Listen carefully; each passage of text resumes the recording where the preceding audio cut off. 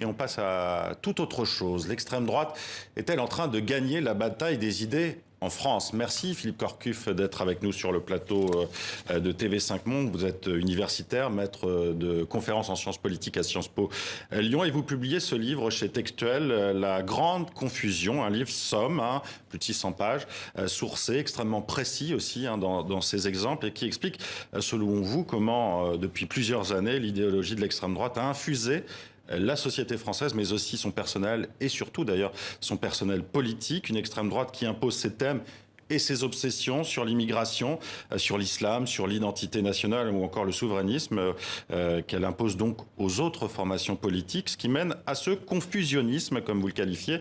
Cette grande confusion, quand a-t-elle commencé selon vous ? C'est lié au recul du clivage gauche-droite, qui est un clivage historique qui naît en France à la fin du XVIIIe siècle, pendant la Révolution française, qui va infuser pendant tout le XIXe et qui va devenir au début du XXe siècle la figure principale pour lire la politique en France et puis dans le monde. Et ce clivage depuis, disons, le début des années 2000, le milieu des années 2000, va s'effriter et à la place vont émerger des hybridations, des choses mouvantes qui vont essayer de recomposer autrement les choses.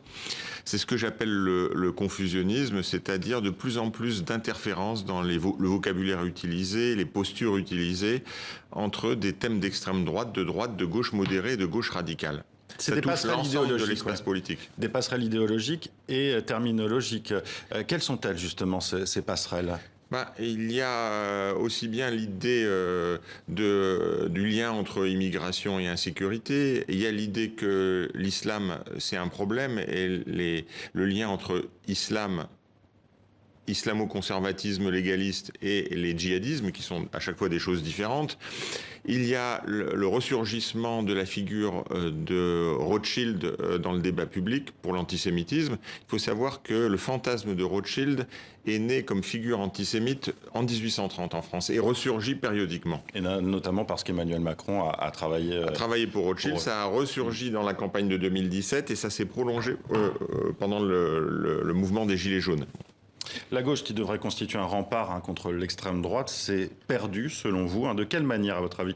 Est-ce qu'il faut l'imputer notamment au départ à l'influence de Jean-Pierre Chevènement et à son national républicanisme, comme vous le désignez? J'ai moi-même été un militant du CRS, qui était le courant de Jean-Pierre Chevènement dans le Parti socialiste. Et effectivement, je suis obligé de constater que un des usages importants des thèmes nationaux républicains de Chevènement a été plutôt vers la droite et l'extrême droite a alimenté ce mouvement de confusion. Mais c'est seulement une composante de tout ça. Ce qui est important, c'est qu'a prospéré une extrême droite idéologique qui est moins connue que l'extrême droite politique représentée par Marine Le Pen. Vous parlez de la nouvelle droite, d'Alain de Benoît notamment. Ça a été un laboratoire, mais aujourd'hui, deux figures importantes. La figure importante pour l'antisémitisme, c'est Alain Soral, qui joue un rôle sur les réseaux sociaux et sur Internet. Qui a été condamné pour ces raisons-là. Oui, plusieurs fois, mais qui a un écho assez important. Il peut facilement avoir 1 million de vues sur des vidéos. Et puis Éric Zemmour pour les médias plus officiels, mais qui joue Qui est présent tous les soirs sur la chaîne CNews. Sur CNews. Et dont on dit qu'il voudrait et qu'il a des ambitions présidentielles aussi. Est-ce qu'il y a aussi, vous le dites, vous l'écrivez, une influence du trumpisme chez nous et notamment à gauche, un trumpisme de gauche? Oui, on peut être étonné, on n'a pas vu bien passer ça, mais un peu avant l'élection de Trump en 2016, il y a eu un papier de Ignacio Ramonet, figure de la gauche radicale, l'ancien directeur du Monde diplomatique. Le Monde diplomatique, oui, évidemment. Qui voit des aspects positifs et explique qu'il y a des liens, et il y a des correspondances entre le programme de Trump et l'altermondialisme. Nos ennemis sont peut-être un peu nos amis. En gros, c'est ça. Voilà. Et puis il y a l'élection de Trump quelques jours après. Alors qu'on croit que c'est une victoire massive, on ne sait pas encore qu'en fait il a 3 millions de voix presque de moins qu'Hillary Clinton. Ouais. Il y a cette idée que Trump, c'est les catégories populaires et c'est la critique des médias, etc. C'est la critique du politiquement correct. C'est le dégagisme aussi, voilà. Appelé. Et donc Jean-Luc Mélenchon va là-dedans, mais un Influencé essayiste... par Chantal Mouffe, excusez-moi. Voilà, oui. Et Emmanuel Todd, qui est un essayiste important aussi, Emmanuel Todd va jusqu'à dire que Marx est arrivé au pouvoir aux États-Unis avec Trump. Vous voyez, on est proche parfois même de formes presque délirantes. Alors, vous l'avez dit, hein, vous êtes engagé à gauche, hein, et notamment du côté de la gauche libertaire.